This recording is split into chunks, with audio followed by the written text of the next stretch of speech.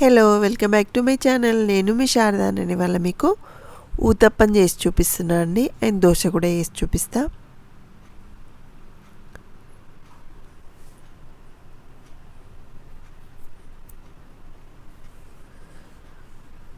దీనికోసం అయితే నేను రేషన్ బియ్యం తీసుకుంటున్నా అండి. 3 గ్లాసుల రేషన్ బియ్యం తీసుకుంటున్నా. కొంచెం చిన్న గ్లాసే.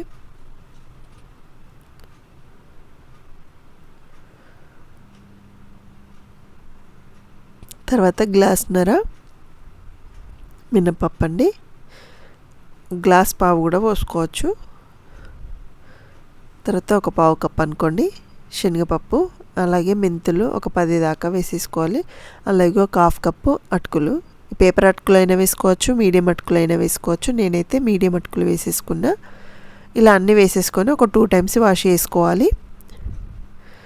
వాష్ చేసి పక్కన పెట్టేసుకోవాలి, నానబెట్టేసుకోవాలి. 4 నుంచి 6 గంటలు నానేసుకుంటే సరిపోతుందండి.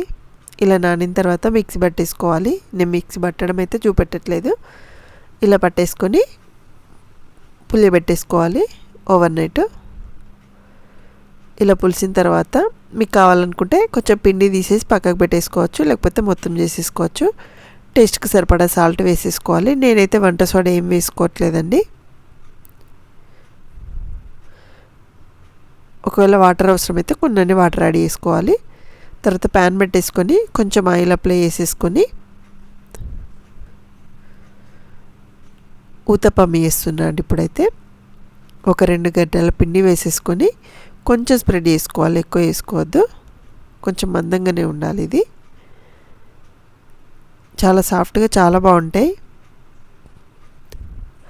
పైన మనకు నచ్చినవి వేసుకోవచ్చండి. నేనైతే కొంచెం క్యారెట్ సన్నగా తురుముకున్న, బీట్రూట్ కూడా తురిమి వేసుకోవచ్చు. పచ్చిమిర్చి కూడా సన్నగా తరిగి వేసుకోవచ్చు. నేనైతే ఇవాళ పచ్చిమిర్చి వేయట్లేదు. పిల్లలు తింటే స్పైసీగా ఉంటుంది కదా అని వేయట్లేదు.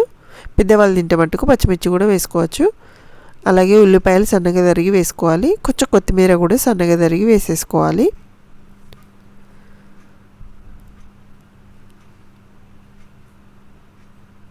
మీకు నచ్చినవి వేసుకోవచ్చు. పైన ఏం కావాలంటే అవి.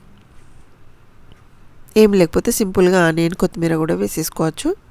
ఇలా వేసేసుకొని ఆయిల్ కొంచెం పైన అప్లై చేసేసుకొని లిడ్ పెట్టేసి ఉడకనివ్వాలి, ఫ్రై కానివ్వాలి.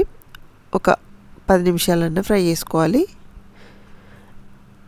ఇలా ఒక సైడ్ కొంచెం ఫ్రై అయిన తర్వాత టర్న్ చేసేసుకొని రెండో సైడ్ కూడా కాల్చుకోవాలి.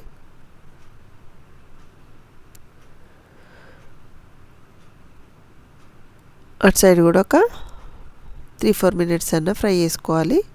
చేసేసుకొని ప్లేట్లోకి తీసేసుకొని సర్వ్ చేసుకోవడం అండి. పల్లి చట్నీ, టమాటా చట్నీ, ఏ చట్నీ అయినా బాగుంటుంది. అదైతే సొరకాయ చట్నీ అండి, అది పల్లి చట్నీ. అలాగే దోశ కూడా వేసి చూపిస్తున్నా అండి.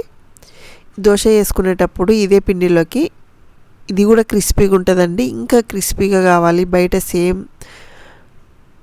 బయటలాగా కావాలనుకుంటే కొంచెం ఇడ్లీ రవ్వ ఉంటుంది కదా, కొంచెం ఇడ్లీ రవ్వ యాడ్ వేసుకుంటే సేమ్ బయటలాగా వస్తుంటాయి. కొంతమంది షుగర్ కూడా వేసుకుంటారు, షుగర్ కూడా వేసుకోవచ్చు. నేనైతే ప్రజెంట్ అయితే షుగర్ అయితే ఏం వేయట్లేదండి. ఇది ఆనియన్ దోశ వేసుకుంటున్నా. సన్నగా తరిగిన ఆనియన్స్ కూడా వేసేసుకొని ఆయిల్ కొంచెం అప్లై చేసేసుకోవాలి. బయట అయితే కొంచెం ఆయిల్ ఎక్కువనే వేస్తారు. మనం తినేదాన్ని బట్టి కొంచెం వేసేసుకొని కాల్చుకోవాలి. ఇలా కొంచెం గాలిన తర్వాత రెండో సైడ్ ఏం అవసరం లేదండి, సిమ్లో పెట్టేసుకొని కాల్చుకోవాలి. ఇంకొక దోశ కూడా వేసుకున్నా అండి. దానిపైన కొంచెం క్యారెట్ ఉంటే క్యారెట్ ఉన్న ఆనియన్స్ 2 వేసుకున్నా. అంతే అండి, dosa uttapam 2 ready. Thank you for watching. Please subscribe my channel.